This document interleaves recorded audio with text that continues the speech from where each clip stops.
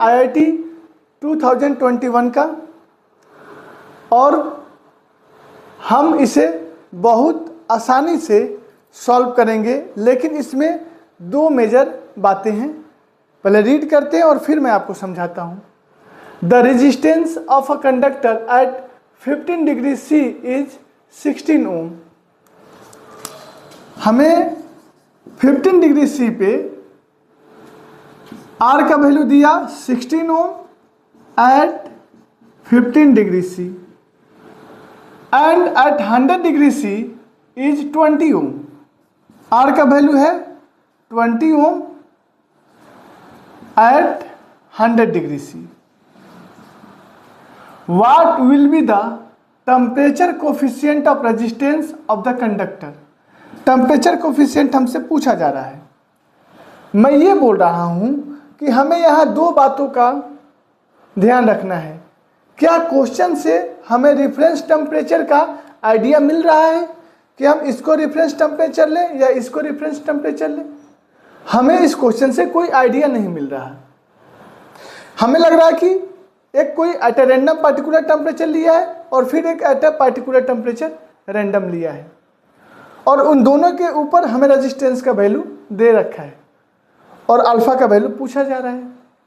लेकिन जो क्वेश्चन का ऑप्शन है, इसको आप डायरेक्ट अल्फा के डिफिनीशन से भी पता कर सकते हैं, और अगर रेफरेंस पॉइंट नहीं देता है तो जो जनरल प्रोसीजर है, जो इक्वेशन लिख के हम लोग सॉल्व करते हैं, उसके थ्रू भी अपना रिजल्ट इस चार ऑप्शन से मैच करते हुआ अप्रॉक्सीमेटली ऑब्टेन हो जाएगा।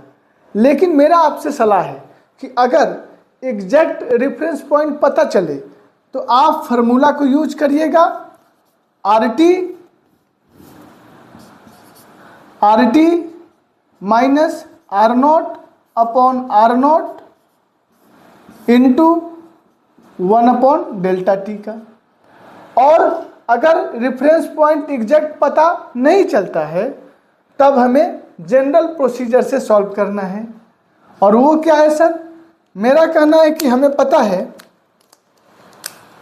RT का relation, RT is equal to R0 into 1 plus alpha delta T. अब रेफरेंस पॉइंट नहीं पता है, कोई बात नहीं, हमें ये तो पता है कि एक पार्टिकुलर टेम्परेचर 15 डिग्री C पे रजिस्टेंस 16 ओम है, तो हम यहाँ रखते हैं 16। रेफरेंस अपना resistance as it is R0 into 1 plus delta T में क्या हो जाएगा T माइनस T0, तो T कितना है 15, और रेफरेंस टेम्परेचर हम लोग 0 लेते हैं, 0। तो ये कितना हो जाएगा 16 equal to R0 into 1 plus 15, और यहाँ पे अल्फा मिसिंग हो गया, लिख लीजिए अल्फा पहला। दूसरा क्या है कि अगर RT का वैल्यू रखते हैं 20 is equal to R0 into 1 plus alpha, और डेल्टा टी में क्या हो जाएगा 100 minus reference temperature 0 degree C, तो इसे लिखेंगे 100। मैंने एक स्टेप बचा लिया, ये अपना इक्वेशन नंबर 2 हो गया। अब 1 को 2 से डिवाइड कर दीजिए, क्यों? क्योंकि R0 मुझे नहीं चाहिए, अल्फा चाहिए, तो यहाँ से R0 कैंसिल हो जाएगा, एक इक्वेशन बनेगा जिसमें अल्फा होगा। तो 1 डिवाइडेड बाई 2 करते हैं, रिजल्ट आया 16 upon 20 is equal to 1 plus 15 alpha upon 1 plus 100 alpha. 4 से कैंसिल कीजिए, 4 4 जा 16, 4 5 जा 20, क्रॉस मल्टीप्लाई करिए, 5 1 जा 5 plus 5 into 15 75 alpha is equal to 4 into 1 4 plus 4 into 100 400, और ये हो जाएगा अल्फा। अब 75 अल्फा को राइट साइड में लाइए, तो 400 minus 75 325 alpha is equal to 4 को राइट से लेफ्ट ले जाइए, तो 5 माइनस 4 1, अल्फा इक्वल टू कितना हो जाएगा 1/325। और जब आप इसे सॉल्व करोगे तो इसका वैल्यू 0.003 के अप्रॉक्स आपको मिलेगा पर डिग्री सेंटीग्रेड। तो आप देखिए इन चारों ऑप्शन में कौन मैच कर रहा है? ऑप्शन नंबर बी 0.003 पर डिग्री सेंटीग्रेड।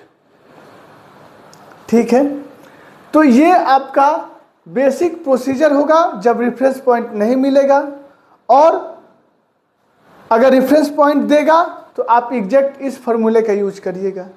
अगर यहाँ पे आप यूज करते हैं तो भी वैल्यू मिलेगा, लेकिन वो अप्रोक्सीमेट वैल्यू होगा और यहाँ से यही सबसे क्लोजेस्ट वैल्यू ऑब्टेन होगा।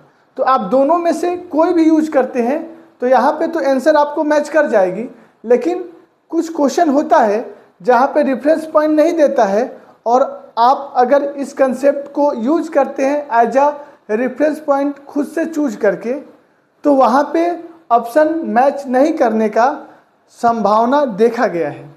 तो उससे बचने का उपाय क्या है कि जब हमें रेफरेंस पॉइंट ना मिले तो आप बेसिक प्रोसीजर से चलिए। ओके।